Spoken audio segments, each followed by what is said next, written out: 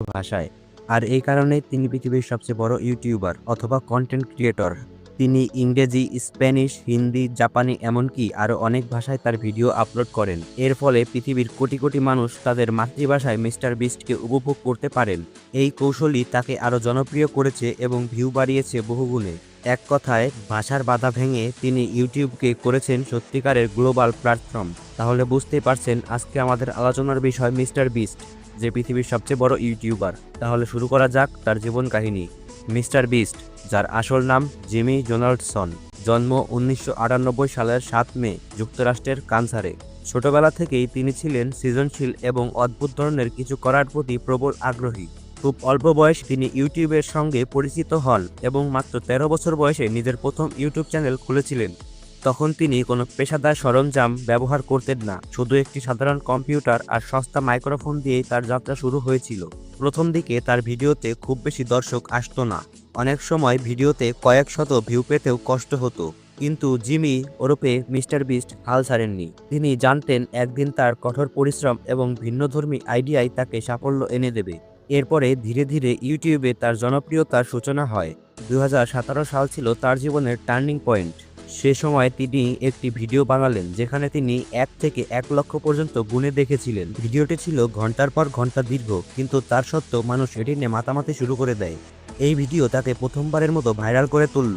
এখান থেকেই মানুষ বুঝতে শুরু করলো এই ছেলেটি আলাদা কিছু করতে চলেছে। আর এরপর থেকেই তিনি এমন সব চ্যালেঞ্জ ভিডিও তৈরি করতে থাকলেন যেগুলো ইউটিউবে আগে কেউ কখনো করেনি। যেমন 24 ঘন্টা পানির নিচে থাকা, 24 ঘন্টা একটি ভুতুড়ে বাড়িতে কাটানো, কিংবা কয়েক হাজার ডলার দান করা। তার ভিডিওগুলো শুধু বিনোদনমূলক ছিল না, বরং মানুষের মনে কৌতূহল আর বিস্ময়ের জন্ম দিত।